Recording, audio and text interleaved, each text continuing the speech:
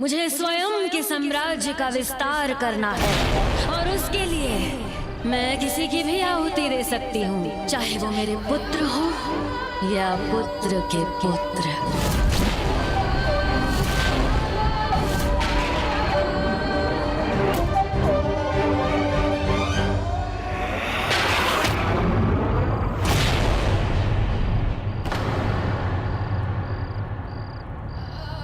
तो ये है मां की वास्तविकता। जिनके द्वारा गजमुखन का अंत हुआ, जिनके समक्ष आज तक कोई असुर टिक न सका, उन्हीं स्वामी कार्तिकेय पर विजय प्राप्त करने का स्वप्न देख रही हो तुम? हाँ, देख रही हूँ स्वप्न जो पूर्ण होगा, क्योंकि स्वयं आपने, महर्षि कश्यप ने, जिनके आशीर्वाद का मान तो त्रिदेव भी रखते हैं, उन्होंने विजय का आशीर्वाद दिया है मुझे।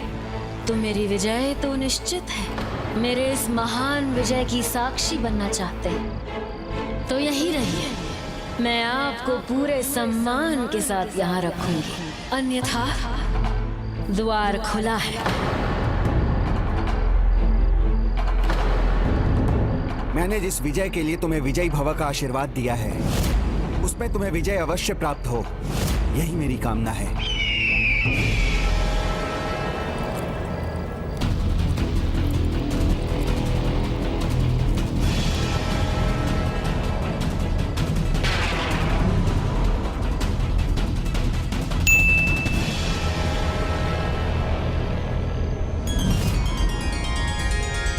अद्भुत।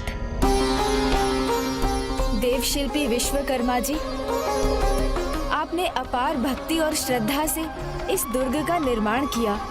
वो भविष्य में सुब्रमण्यम स्वामी कार्तिकेय की विजय का प्रतीक बनेगा। धन्यवाद प्रथम पूज्य गणेश जी, किंतु अभी इसके निर्माण में अंतिम कार्य शेष है।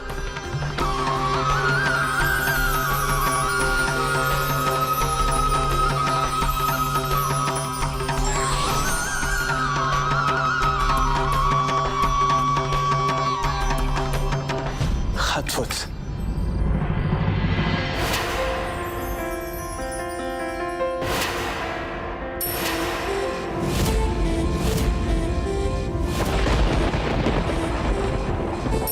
अद्भुत है उसकी निष्ठा, उसकी भक्ति, जिससे उसने मेरे लिए उस आश्रय का निर्माण किया था।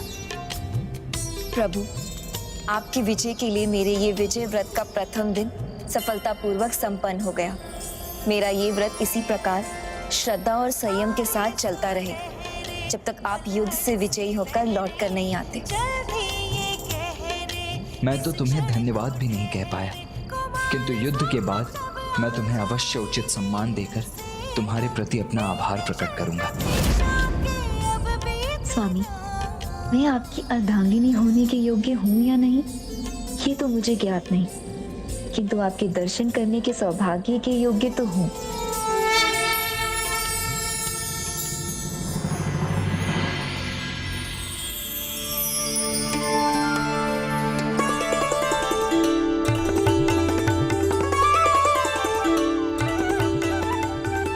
आपके विचार से ही मेरे हृदय का स्पंदन बढ़ जाता है। आपसे दूर होना असहनीय है मेरे लिए, मुझे विचलित कर रहा है।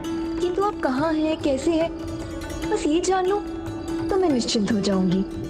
मुझे अपने दर्शन करने की अनुमति दीजिए प्रभु।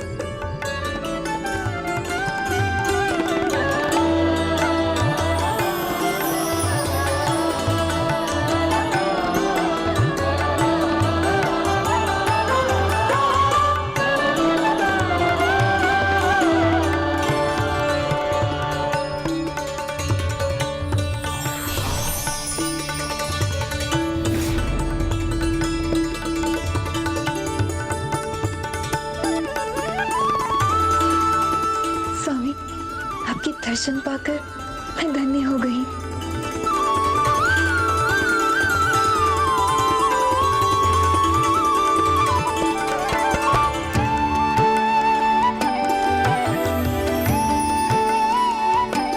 सुंदर है ना भ्राता? हाँ, अत्यंत सुंदर है वो कौन भ्राता?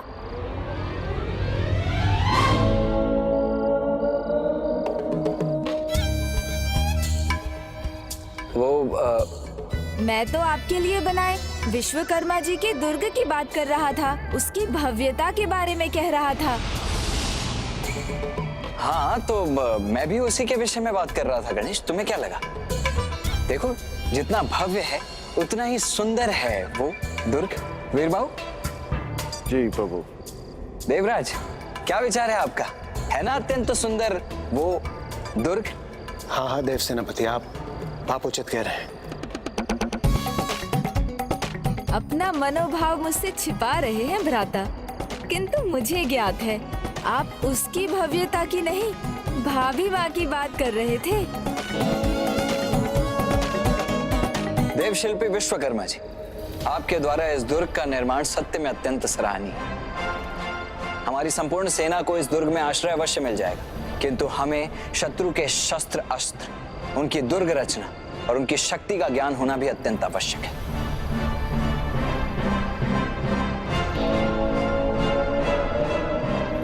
प्रभु, मैं आपके सामने महेंद्रपुरी की और उनके राजभवन की संरचना प्रस्तुत कर सकता हूँ, किंतु उनकी सेना का व्यूह, अस्त्र शस्त्र सब सुरासई द्वारा निर्मित भी है और नियंत्रित भी। यहाँ तक कि उस मायाविनी सुरासई की शक्ति और उसके अंतर के भेद तो उसके पुत्रों को भी ज्ञात नहीं।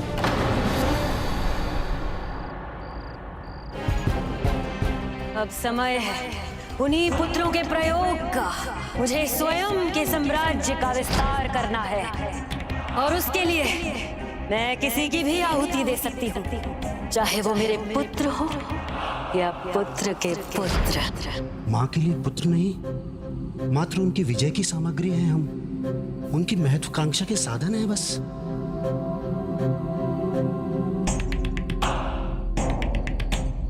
माँ की वास्तविक मंशा का ज्येष्ठ के सामने उजागर होना अति आवश्यक है।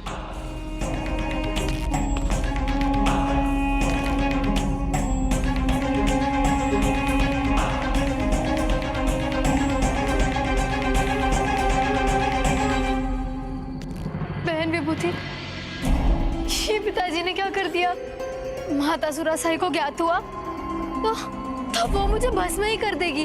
आप ही नहीं बहन पद्म कोमल, हमें भी उनकी क्रोधाग्नि में जलना होगा, क्योंकि वो ये तनिक भी विचार नहीं करेंगी कि आप उनके ज्येष्ठ पुत्र की पत्नी हैं और हम छोटे पुत्र की। वो तो हमें केवल द्रोही देवताओं की पुत्रियां ही मानेंगी। असुर सम्राट सब कुछ सहन कर सकता है, किंतु विश्वासघात नहीं। अब माँ की कोप से तुम्हें बचा सकूं या नहीं, किंतु तुम्हारे पिता को दंड अवश्य दूंगा मैं। नहीं भैया, ये समय दंड देने का नहीं, अपितु सत्य जानने का है। वो सत्य आपको चकित भी करेगा और दुखी भी, क्योंकि वो सत्य उनके बारे में है। क्या है वो सत्य? किसके बारे में है सिंहमुखन? बताओ, क्या बोलना चाहते हो तुम? बोलो सिंहमुखन, शीघ्र कहो, क्या कहना चाहते हो?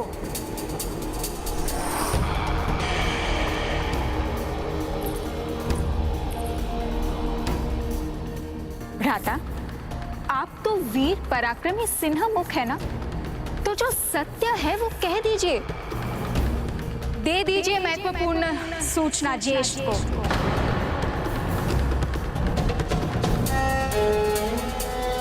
सूचना ये है कि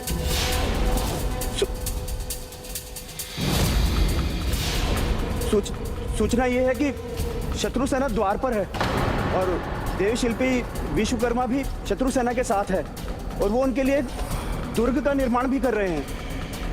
हमें आक्रमण करना चाहिए।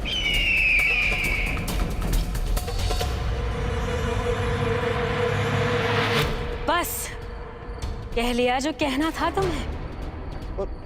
और हाँ, ये भी कि मेरे श्वसुर यमराज भी उनके साथ है।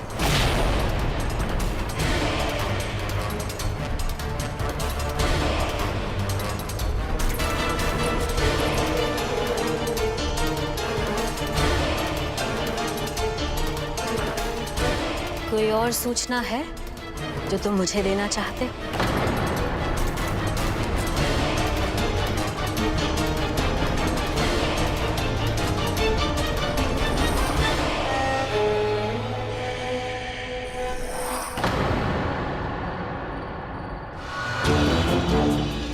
विश्वासघात तो इन देवताओं का स्वभाव है। इनकी पुत्रियों को हमने अपनी पुत्र वधू बनाया, उन्हें सुख ऐश्वर्य प्रदान किया, और वो देव शिल्पी विश्वकर्मा हमारे शत्रुओं की सुख शांति की व्यवस्था कर रहे हैं। और तुम्हारे पिता यमराज क्या कर रहे हैं? अपने यमदूतों को यहाँ भेजने की तैयारी कर हमारे साथ विश्वासघात करने वाले हैं, है ना? तुम्हारे पिताओं के व्यवहार से जितना कष्ट हमें हुआ है, इस कष्ट का प्रतिशोध तो कष्ट ही होगा, और अब मैं वो कष्ट तुम दोनों को दूंगी।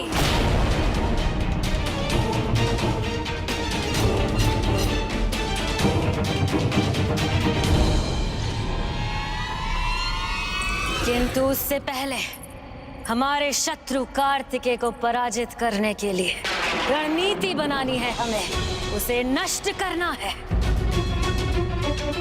खड़े मत रहो, असुर राजाओं की सभा बुलाओ, स्मरण रहे उसमें मेरे सभी पुत्र और पौत्र दोनों होने चाहिए। उन्हीं से सबसे अधिक आशा है मुझे, उनमें से कोई भी नहीं छूटना चाहिए। सुनिश्चित करो सभी उपस्थित होने चाहिए उस सभा में। उचित है मां।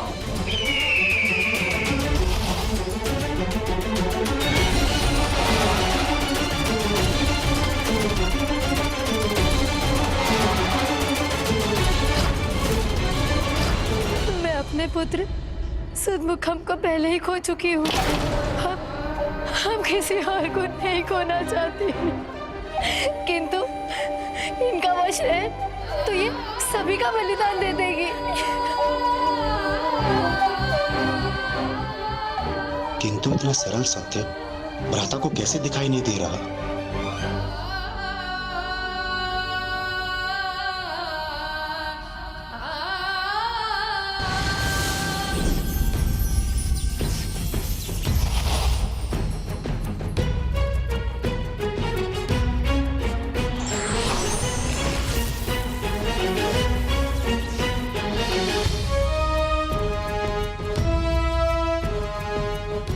मैं और प्रभु गणेश जी दोनों ही महेंद्रपुरी के भीतर जाकर लौटे, किंतु वहां तो हमें कोई विशेष दुर्गा का रचना दिखाई नहीं दी।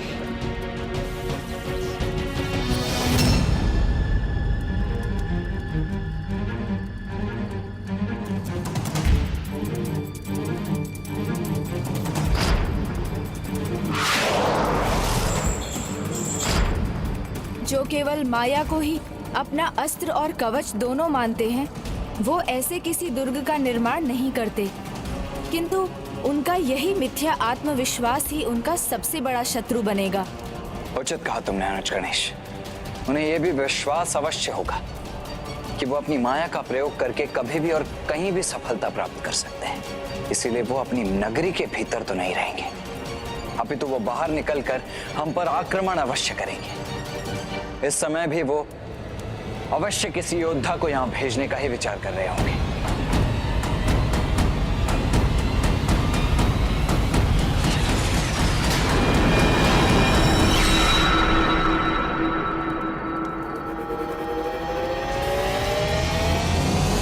असुर सम्राट सूरपद्मन की, असुर सम्राट सूरपद्मन की, असुर सम्राट सूरपद्मन की,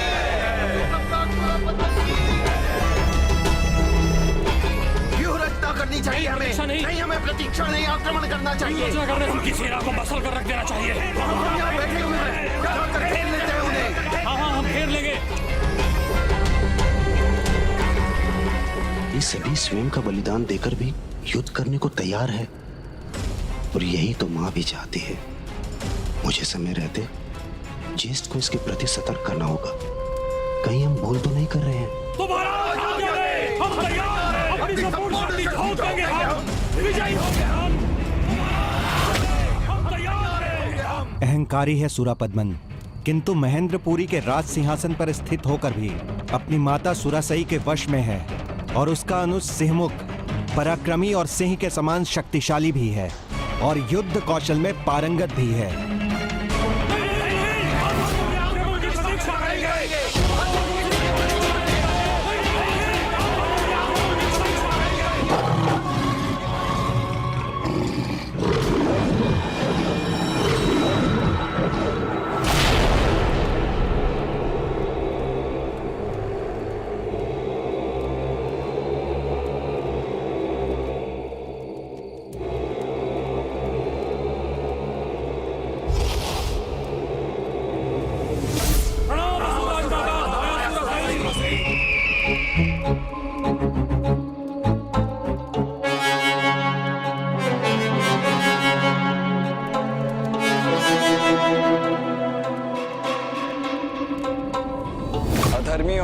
वेदियों के अनुसार उनका अहंकार ही उनका सबसे बड़ा आभूषण होता है, और अहंकार में डूबा हुआ व्यक्ति अपने समक्ष सभी को तुच्छ मानता है। इसीलिए वो अहंकारी अधर्मी असुर सम्राट युद्ध के प्रथम दिवस पर स्वयं तो रणभूमि में कदापि नहीं उतरेगा और न ही अपने उस अनुज को भेजेगा।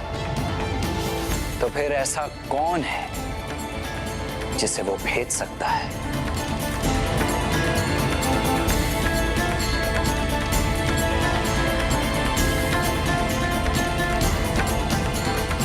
वो अहंकारी अधर्मी असुर सम्राट युद्ध के प्रथम दिवस पर स्वयं तो रणभूमि में कदापि नहीं उतरेगा। तो फिर ऐसा कौन है जिसे वो भेज सकता है? उन असुर भ्राताओं के अनेक पुत्र हैं, उनमें से कोई भी युद्ध के लिए आ सकता है प्रभु। गजमुखन का पुत्र अग्निमुख भी हो सकता है, जो श्रेष्ठ योद्धा भी है और आपसे प्रतिशोध के लिए लालायत भी है, क्योंकि आपने उसके पिता का वध किया था। हे राजमाता सुरासई, यदि आप ये निर्णय ले रही हैं कि युद्ध करने का पहला अवसर किस असुर योद्धा को मिलना चाहिए, तो वो मैं ही हूँ, अग्निमुख। प्रतिशोध की भावना सदैव अनुचित निर्णय ही करवाती है, इसलिए यदि उनमें तनिक भी समझ होगी तो वो उसे तो कदापि नहीं भेजेंगे। आप मुझे सुरापद्मन के अन्य पुत्रों के विषय में बताइए। उनके चारों पुत्रों को धर्म संस्कार सिखाने का बहुत प्रयास किया मेरी पुत्री ने, किंतु उन पर असुरों का प्रभाव सशक्त था। इसलिए माया सुरासई ने जो उन्हें सिखाया उन्होंने वही सीखा। उसमें से एक है असुरेंद्र। राजमाता,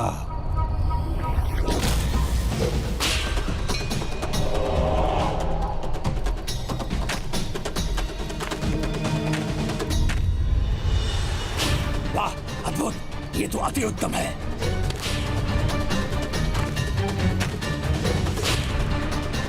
प्रतिशोध तो मुझे भी लेना है, अपने चाचा गजमुखन का।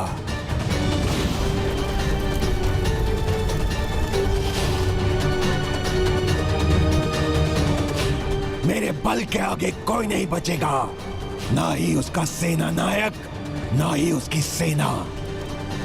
मेरे क्रोध की अग्नि में सब जलकर भस्म हो जाएंगे।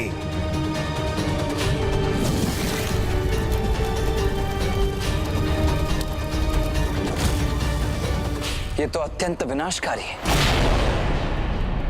इसका उचित प्रयोग तो अस्त्र रूप में है, सेना नायक के रूप में नहीं। स्वामी कार्तिकेय, मेरी पुत्री से सिंहमुखन को भी एक पुत्र प्राप्त हुआ है, जिसका अंतर उसके बाहर से भी अधिक अंधकारी है, जो ऊपर से सौम्य है किंतु भीतर से बहुत ही क्रूर है। केवल अपनी रणनीति से ही अनेकों युद्ध जीत चुका है वो। असुर सम्राट, आज के युद्ध के लिए आपके अनुज महायोद्धा सिंहमुखन का पुत्र आदिमुखम अर्थात मुझे ही जाना चाहिए। नहीं, तुम मेरे एकमात्र पुत्र हो, तुम्हें मैं नहीं खोना चाहता। और ये केवल इसलिए नहीं कि मैं युद्ध कौशल में पारंगत हूँ, मेरे जाने का एक और भी कारण है। राजमाता सुरासई के 3 पुत्रों में से एक चाचा गजमुखन ने युद्ध में अपने प्राणों का बलिदान दिया। शत्रु ने छल से उनका वध किया। फिर आपके पुत्र और मेरे भ्राता सुदमुखम को यह अवसर प्राप्त हुआ, किंतु दुर्भाग्यवश कार्तिकेय दूत वीर बाहु ने उसका अंत कर दिया।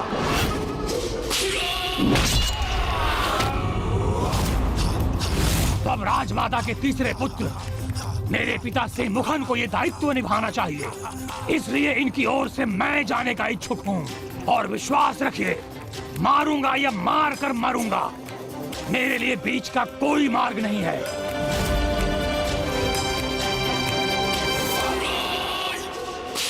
मैंने अभी भी कुछ न बोला तो मेरा पुत्र माता सुरासई की महत्वाकांक्षा की बलि चढ़ जाएगा।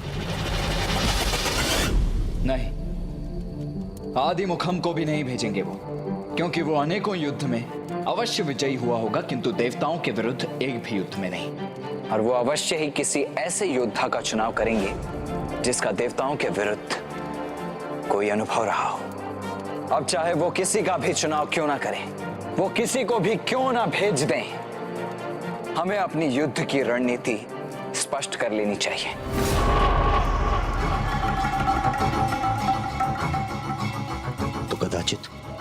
मुझे इस भरी सभा में माँ की वास्तविकता उजागर करनी होगी।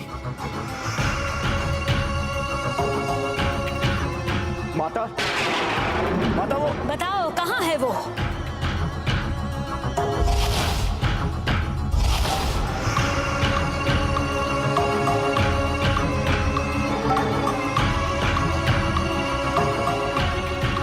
मेरा आदेश ध्यान से नहीं सुना था तुमने? मैंने अपने सभी पुत्रों को बुलाने के लिए कहा था, तो भानुगोपन क्यों नहीं है यहाँ? कहाँ है वो? कहाँ है वो? कहाँ है वो? कहाँ है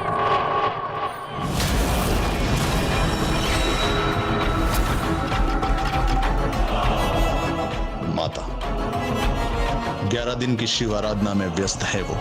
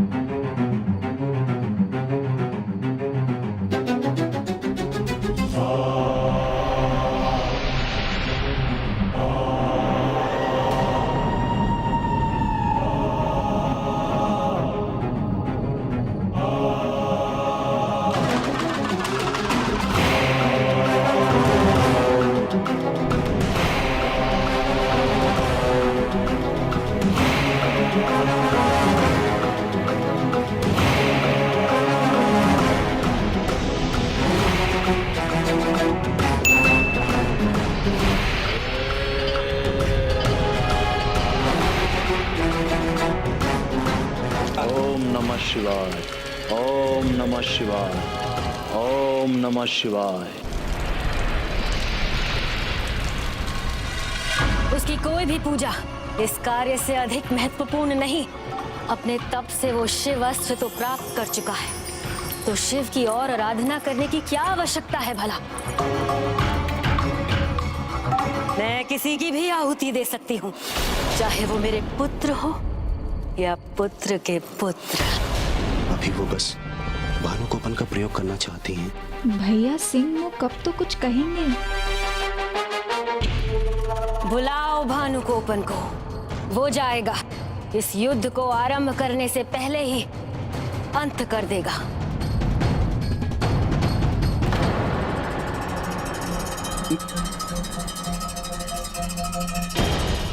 स्वार्थ की छाया है भैया सिंहमुख पर भी, इसलिए वो कुछ नहीं कह रहे हैं, क्योंकि स्वयं उनके पुत्र का जीवन दांव पर नहीं लगा है।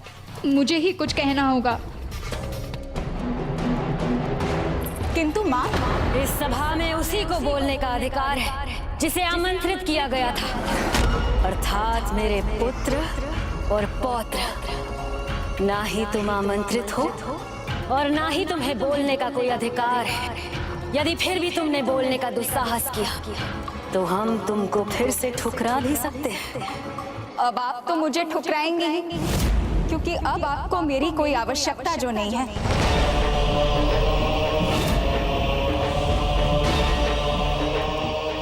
आपकी महत्वाकांक्षा के यज्ञ में मात्र समिधा है हम।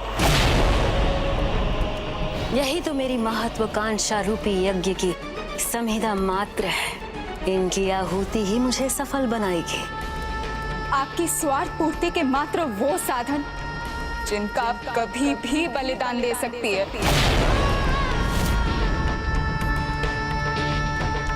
भूलो मत अजामुखी, मैं तुम्हारी माँ हूँ।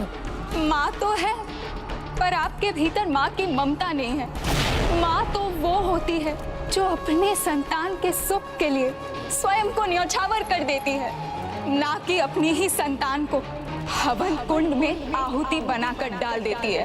बस,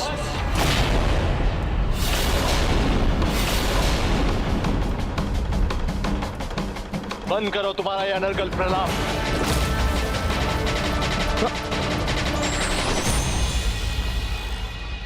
माँ के विरुद्ध एक शब्द और बोला तो मुझसे बुरा और कोई नहीं होगा। ज्ञात नहीं, मातृ भक्ति का ऐसा कौन सा पाठ सिखाया है इन्होंने? उनका उद्देश्य ज्ञात होते हुए भी वास्तविकता देख पाने में असमर्थ हो रहे हैं आप भैया। मुझे मारना चाहते हैं तो मार दीजिए भैया, किंतु जिनके लिए आप मेरा अंत करना चाहते हैं उन्हें आपके अंत पर भी कोई दुख नहीं होगा। इनका अपना उद्देश्य, इनकी विजय, इनका वर्चस्व ही इन्हें इतना प्रिय है कि इन्होंने स्वयं अपनी पुत्री का विवाह तक नहीं होने दिया। रुको, बस बहुत हुआ। नहीं, आज मुझे सत्य बताने से कोई नहीं रोक सकता।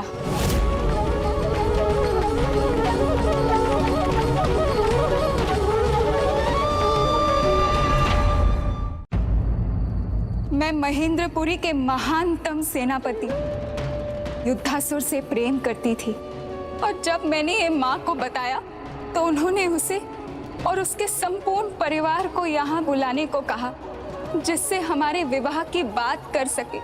और मुझे भी उन पर उतना ही विश्वास था जितना आप सबको है, किंतु उन्होंने मेरे साथ विश्वासघात किया, जिसकी मैं कल्पना भी नहीं कर सकती। आइए।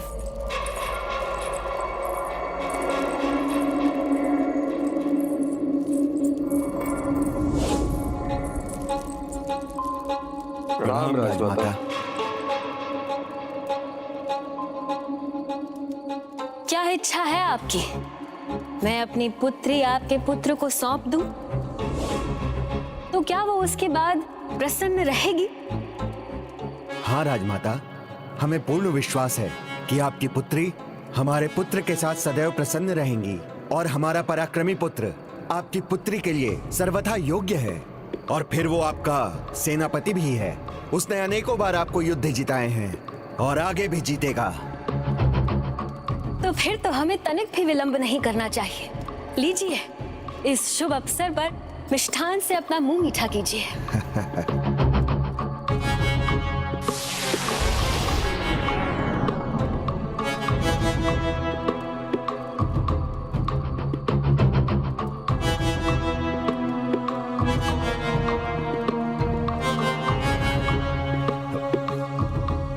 रुको पुत्र,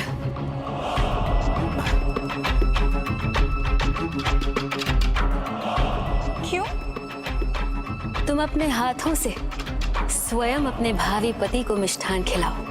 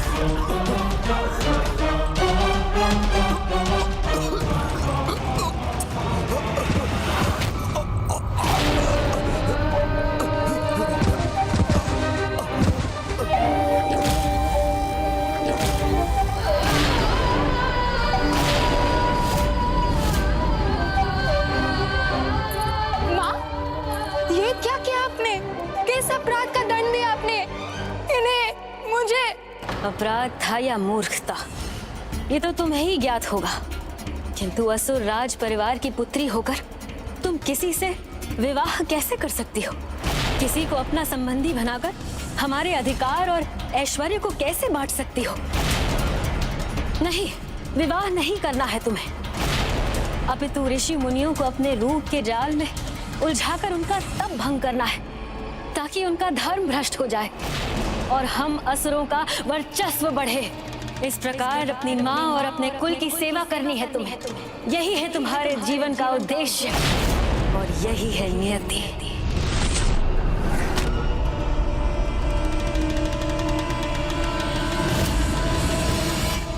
अपनी पुत्री के हाथों उसके होने वाले वर की हत्या करवा दी उन्होंने। फिर मुझे अपने स्वार्थ के लिए भोग की एक वस्तु बना दिया, जिससे मैं ऋषियों मुनियों को पथ भ्रष्ट करती रहूं और इनका साम्राज्य स्थापित रहे। कैसी माँ ऐसा कर सकती है? इतनी निष्ठुर, इतनी कठोर है ये। बहन अजामुखी के साथ में कैसा अन्याय किया माँ ने।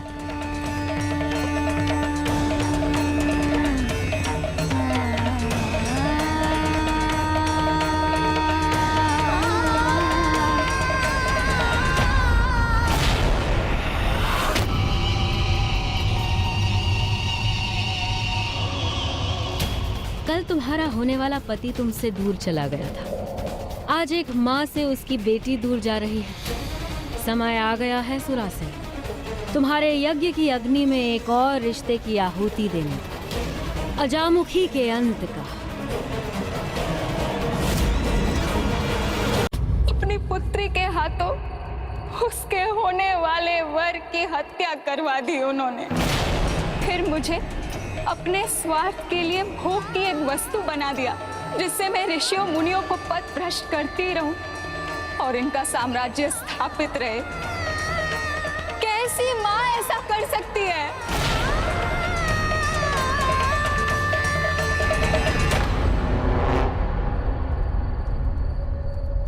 वाह, ये है मेरा दुर्भाग्य कि जिन पुत्रों को मैंने जन्म दिया, जिनका साम्राज्य स्थापित किया, जिन्हें सिंहासन दिलाया, आज वो ही अपनी माँ को दोषी मान रहे हैं, अपनी माँ पर संदेह कर रहे हैं।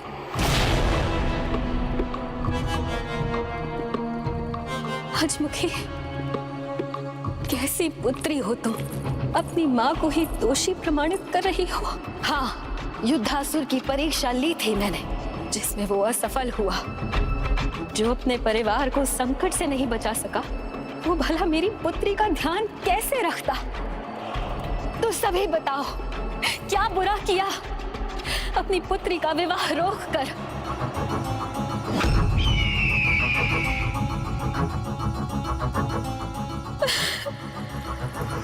और सेमुख, तुम अपनी बहन के लिए तुम्हारे नेत्र से अश्रु बह रहे हैं, किंतु अपनी माँ की पीड़ा, उसके कष्ट का अनुमान तक नहीं है तुम्हें। अपने नेत्रों के सामने अपने पिता की निर्मम हत्या होते हुए देखी है मैंने। तभी निर्णय ले लिया था कि अपने पुत्रों को इतना बलशाली बनाऊंगी कि कोई भी शत्रु उनके निकट आने से पहले सहस्त्रों बार विचार करेगा।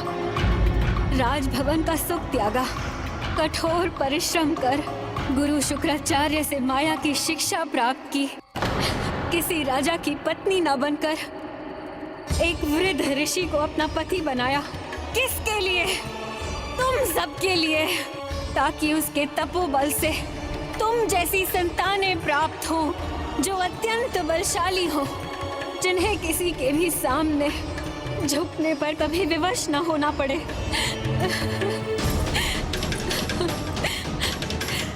आज भी सभी सुख सुविधाओं को त्याग कर सदैव माया की साधना करती हूँ मैं।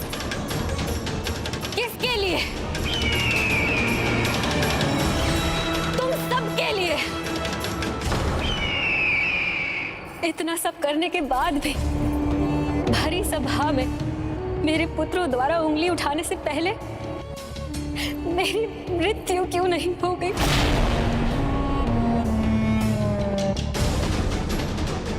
किंतु अब मैं यही आत्मघात करूंगी।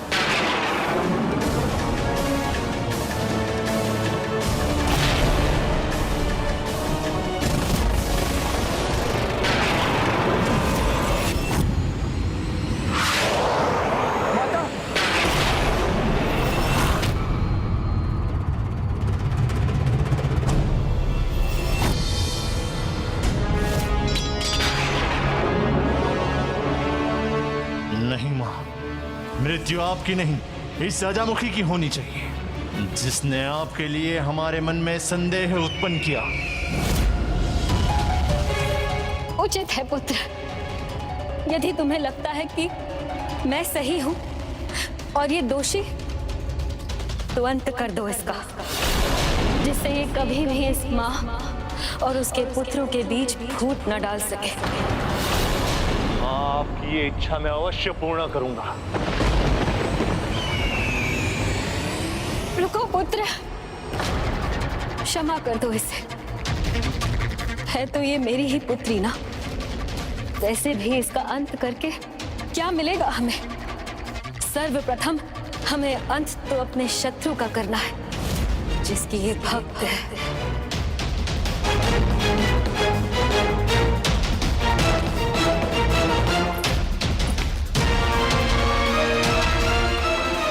अब किसी के रोके नहीं रुकेगा सुरापद्मन। अब तुम्हारे बचाव का कोई मार्ग नहीं, तुम्हारा अंत अवश्य होगा।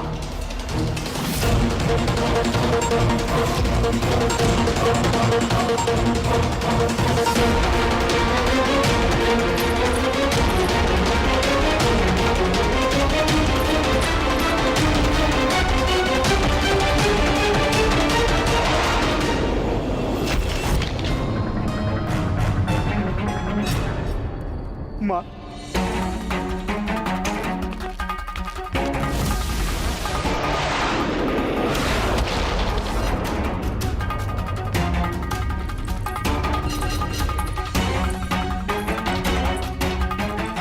ज्येष्ठ से दूर रहकर ही अपना बचाव कर सकूंगी मैं।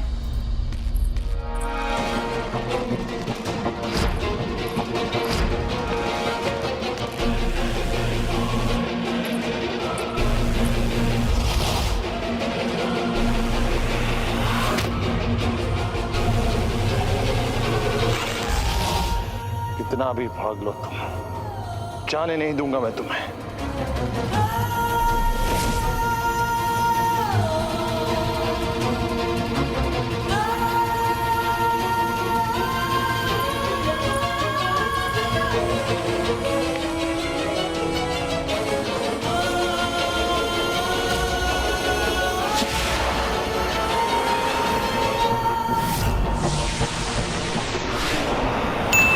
पुत्र होकर भी अपने हृदय को कठोर नहीं बना पाया, इसीलिए लक्ष्य से चूक गया।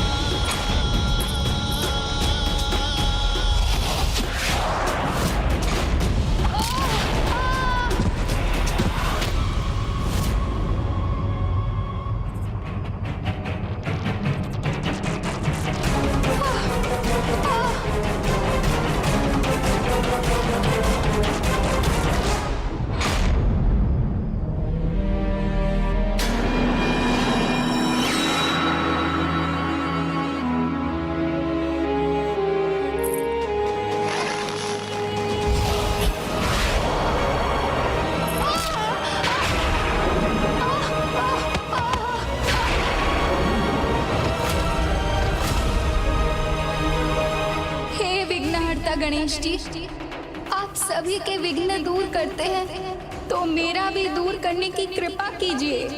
मृत्यु का भय नहीं, किंतु अपने प्राण त्यागने से पहले बस एक बार मुझे अपने प्रभु के दर्शन करने दीजिए। हे विघ्नहर्ता गणेश जी, मुझे अपने प्रभु के दर्शन करने दीजिए। अजयमुखी,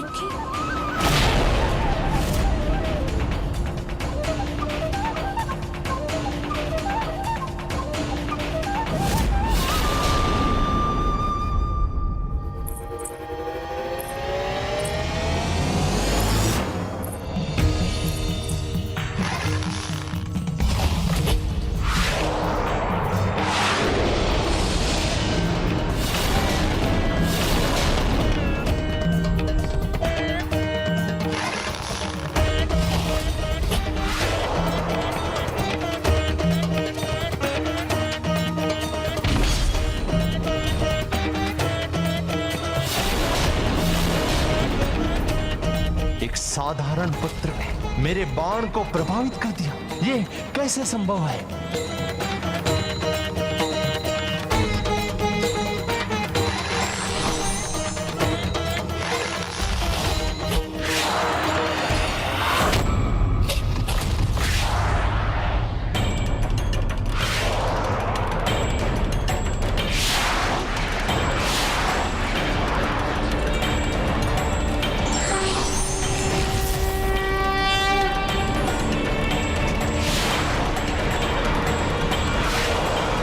विघ्नहर्ता गणेश जी।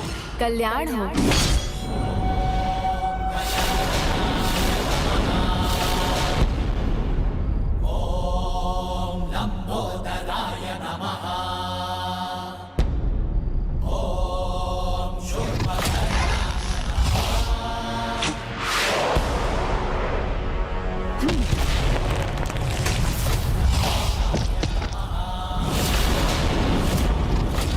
आइए अजामुखी, उठिए।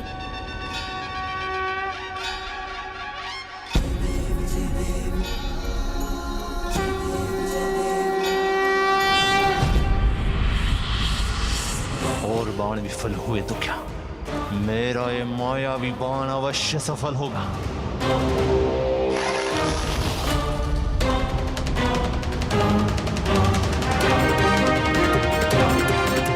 कहां गई वो दुष्ट अजामुखी? सुरक्षित शत्रु शिविर में पहुंच ही गई।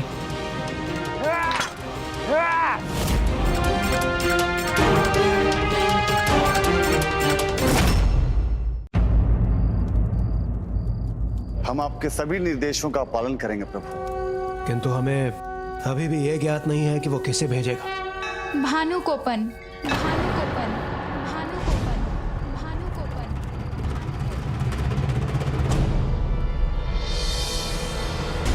भानुकोपन? प्रणाम प्रभु।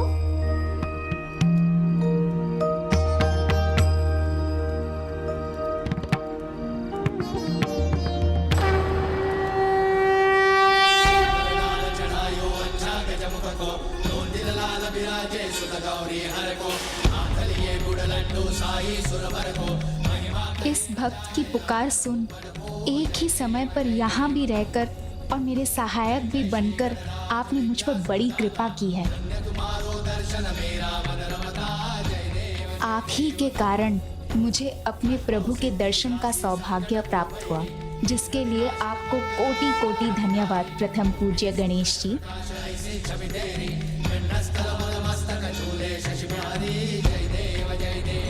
प्रभु, जन्म से तो मैं असुर सम्राट सुरापद्मन की बहन हूँ, किंतु उससे भी अधिक मैं आपकी परम भक्त हूँ अजामुखी। एक ऐसी भक्त जिसने अपनों की ताड़ना सहकर भी भक्ति का मार्ग नहीं छोड़ा। इतना ही नहीं, तुमने तो मेरे भक्त जयंत का भी भली भांति ध्यान रखा। आइए अजामुखी, भीतर आइए।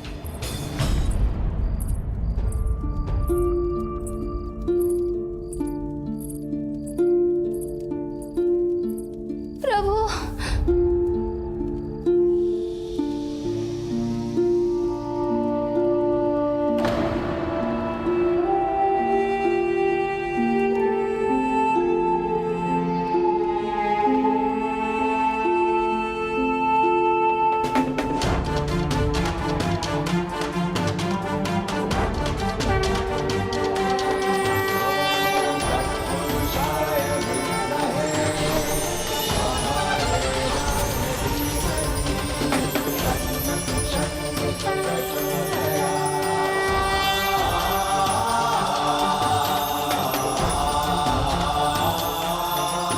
प्रभु, अपनी इस भक्त पर आपकी कृपा के लिए आपको अनेकों धन्यवाद। मैं धन्य हो गई प्रभु। देवी, मेरी एक जिज्ञासा शांत कीजिए। आपने कहा था वो असुरा युद्ध के लिए भानुकोपन को भेजने जा रहे हैं। कौन है वो? मेरे ज्येष्ठ असुर सम्राट सुरापद्मन का सबसे बड़ा पुत्र। किंतु वो तो महादेव प्रभु की तपस्या कर रहा है।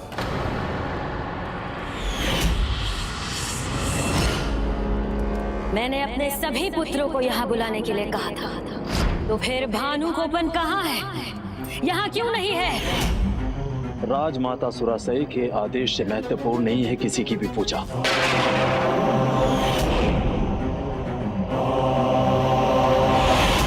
वो पूजा छोड़कर माँ की आज्ञा पालन का चुनाव करेगा।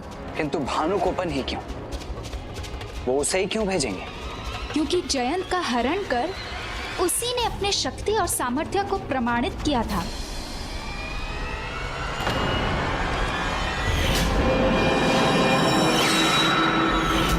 किंतु वो तो तो मात्र एक हाथ था जिसने हमें पराजित किया था। हाँ देवराज, क्योंकि वो जितना चाहे अपना हाथ उतना ही बढ़ा सकता है। और इसका प्रत्यक्ष प्रमाण तो आपको भानुकोपन के जन्म के पश्चात ही मिल गया था। उस समय महेंद्रपुरी में कोई नहीं था। भाभी पूजा कर रही थी और मेरे भ्राता त्रिलोक विजय करने गए थे। भानुकोपन अकेला शिशु निद्रा में था और सूर्य की तपती किरणें उसकी निद्रा भंग कर रही थी। तब उसने अपना हाथ बढ़ाया और सूर्य की किरणों को ही नहीं रोका, स्वयं सूर्य देव को ही रोक दिया।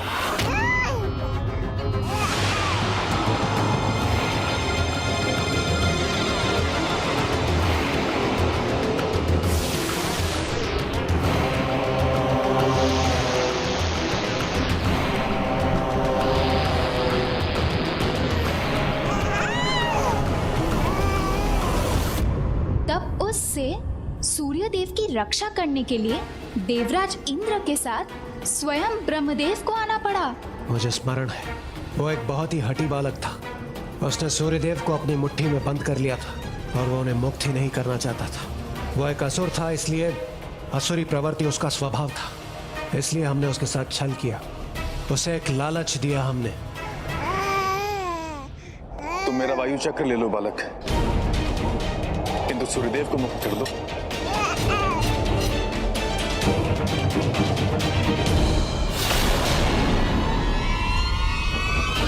मैं तुम्हें अपना शक्तिशाली जल प्रवाह दूंगा, देखो।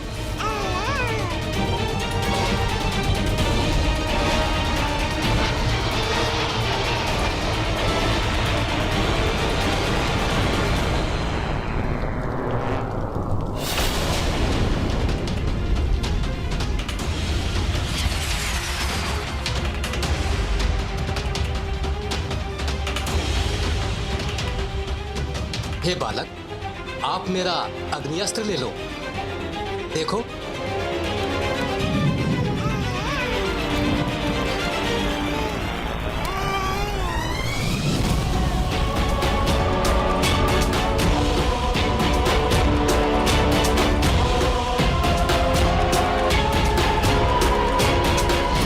मान जाओ पुत्र, हम आपको अपना वज्र रूपी अस्त्र प्रदान करेंगे। ये देखो।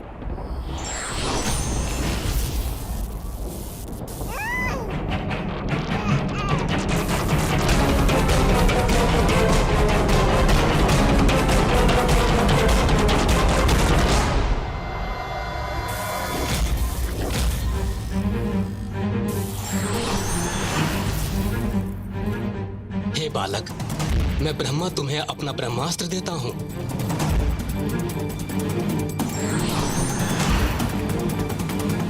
ये लो और सूर्य देव को मुक्त करो।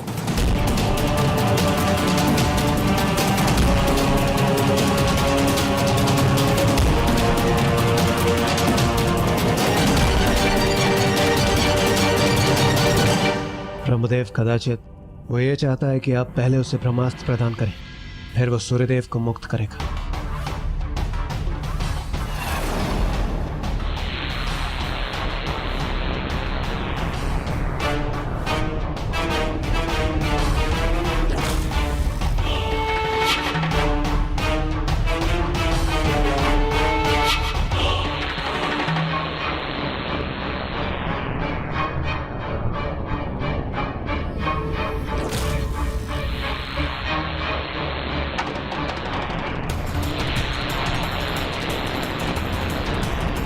जब वो एकमात्र शिशु था, बोल तक नहीं सकता था, तब भी उसने अपनी अपार शक्ति और बुद्धि का परिचय दिया था। उस घटना के बाद माता सुरासई ने उसके जले हुए हाथ और ब्रह्मास्त्र को देखकर उसका नाम भानुकोपन रख दिया था, अर्थात वो जिसने सूर्यदेव को ही अपना बंदी बना लिया था। और तब से ही भानुकोपन ही माँ को सर्वाधिक प्रिय है। वो अवश्य उसे ही युद्ध के लिए भेजेंगी।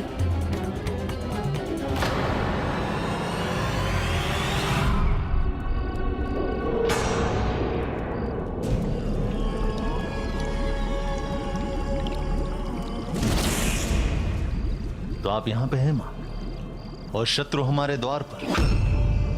युद्ध के इस समय महेंद्रपुरी के बाहर आप इस जलाशय के पास क्या कर रही हैं? मैं कब, कहाँ और क्यों होती हूँ ये या तो मैं जानती हूँ या मेरी माया। तुम बताओ पुत्र, तुम मुझे क्यों ढूंढ रहे हो? कुछ तो विशेष ही होगा। विशेष ही है मां। आपसे अनुमति चाहिए कि कल भानुकोपन के स्थान पर हमारी सेना का नेतृत्व मैं करूं या सिंहमुख?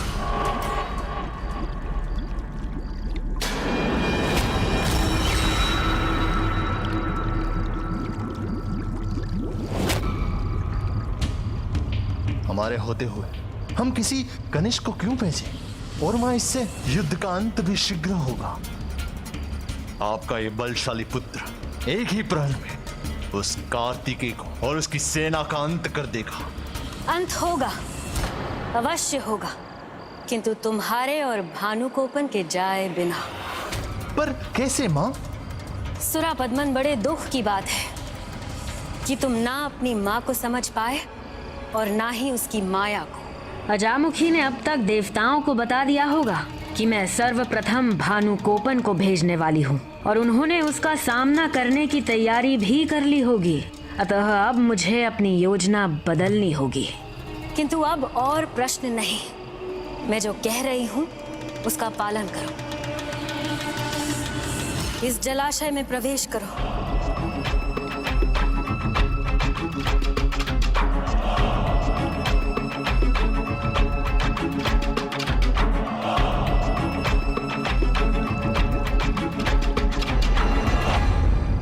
गजासुर द्वितीय, गजासुर द्वितीय।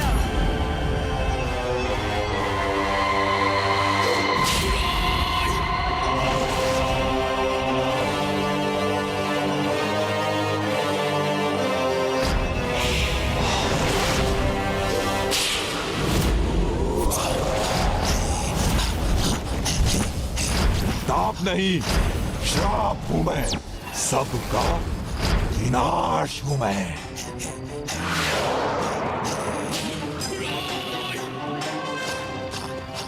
मां, कौन है ये गजासुर द्वितीय?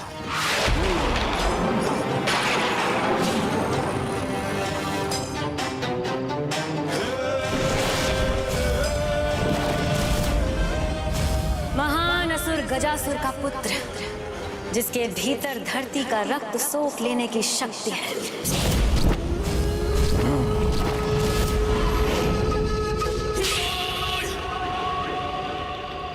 धरती का रक्त?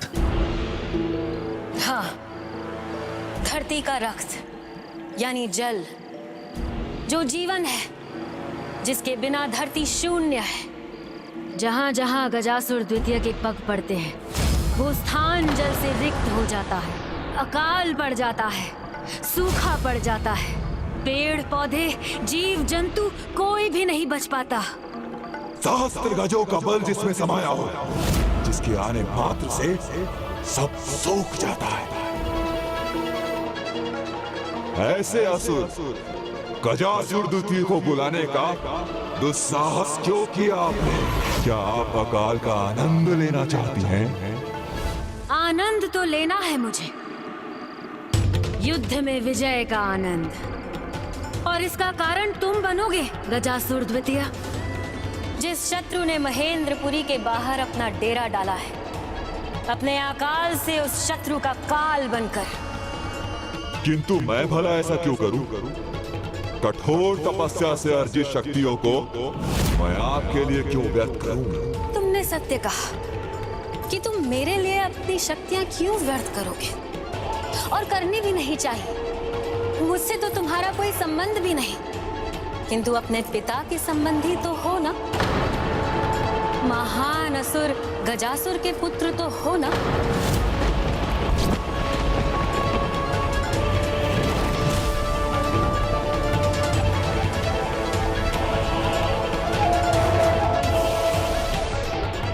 ये जलाशय तो सूखने लगा है। इस गजासुर द्वितीय को शीघ्र मनाना होगा, अन्यथा मेरा दाव हम पर ही उल्टा पड़ जाएगा। क्या तुम अपने पिता के शत्रु से प्रतिशोध लेने का अवसर मिलने पर भी अपनी शक्तियां बचा कर रखोगे? मेरे पिता के शत्रु? उनका प्रतिशोध? क्या क्या क्या अर्थ है आपका? अर्थ ये है कि जिन्होंने तुम्हारे पिता का अनर्थ किया, ये बालक कार्तिकेय, देव सेनापति कार्तिकेय, शिव और पार्वती का पुत्र है। वही शिव जो तुम्हारे पिता के अंत का कारण बने थे।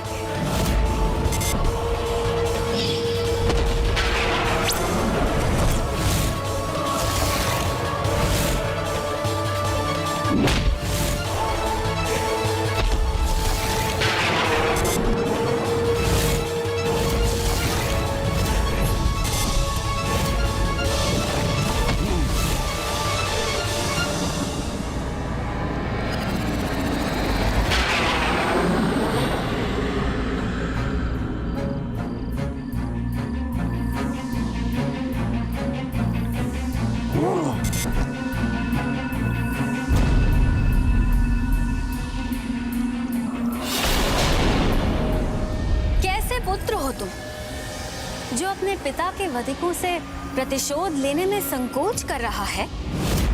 महेंद्रपुरी के बाहर खड़ी ये देवताओं की सेना आई तो है यहाँ युद्ध करने, किंतु मैं तुम्हें इनका संहार करने का अवसर देकर अपने असुरी धर्म का पालन कर रही हूँ। स्मरण रहे, मेरा ये उपकार कभी मत भूलना। कदाचित ना ही तुम्हें अपने पिता की मृत्यु का कोई शोक है और ना ही तुम इस प्रतिशोध के सुनहरे अवसर को चाहते हो। इसीलिए तुम यहाँ से चले जाओ। मेरी महेंद्रपुरी में अपना अकाल फैलाने से पहले जाओ यहाँ से। देवताओं के लिए तो मेरे पुत्र ही पर्याप्त हैं। पिता का प्रतिशोध मैं अवश्य लूंगा। मिटा दूंगा उस शिव पुत्र की सेना को। अपने अकाल से कंकाल बना दूंगा उसकी सेना को।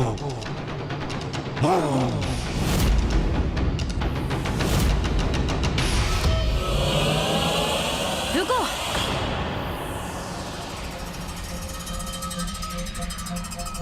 उसे मत रोकिए मां, अन्यथा शत्रु के शिविर में अकाल बाद में आएगा। पहले हम ही उससे त्रस्त हो जाएंगे। जाओ, किंतु ये सुनिश्चित करना होगा तुम्हें कि तुम्हारे अकाल का प्रभाव मेरी महेंद्रपुरी पर ना पड़े। बस वहीं तक रहे जहां तक कार्तिकेय की सेना है।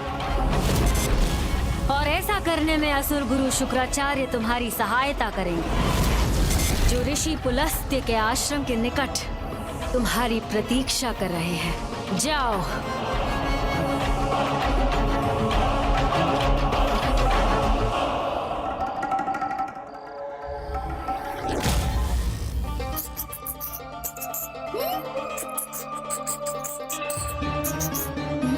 प्रभु, किस विचार में डूबे हैं आप?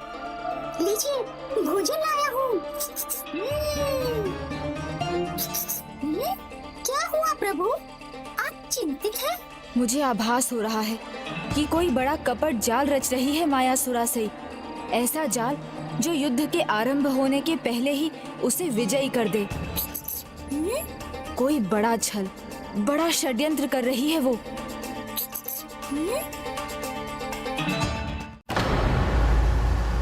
असुर गुरु शुक्राचार्य जी को गजासुर द्वितीय का प्रणाम। गुरुवर आपके मार्गदर्शन के लिए आया हूं।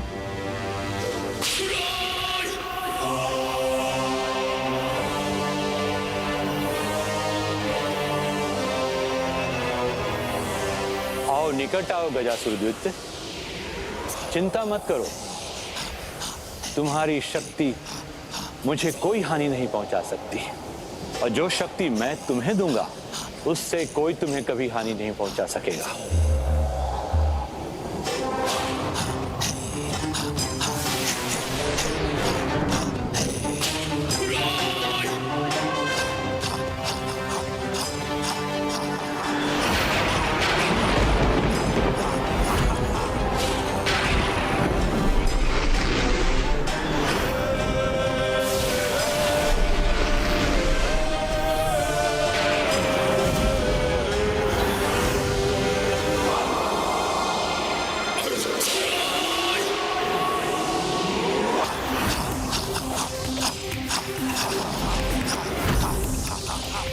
असुर सुरक्षा महाअस्त्र है।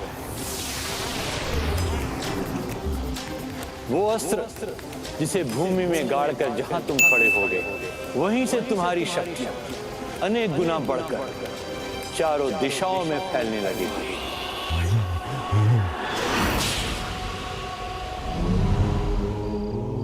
ओम नमः शिवाय। ओम नमः शिवाय।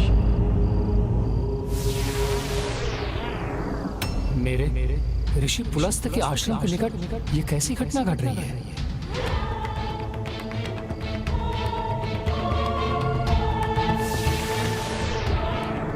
ये कैसा अस्त्र है? असुर गुरु शुक्राचार्य के हाथों में? क्या कह रहे हैं वो? कुछ सुनाई नहीं दे रहा है। इस महाअस्त्र की सहायता से तुम्हारे तप का प्रभाव और भी बढ़ जाएगा। जब तक तुम इसके निकट रहोगे, तुम्हारी अकाल शक्तियां तुम्हारे नियंत्रण में रहेंगी। इतना ही नहीं, स्वयं वरुण देव अर्थात जल के देवता भी तुम्हारे आगे विवश हो जाएंगे।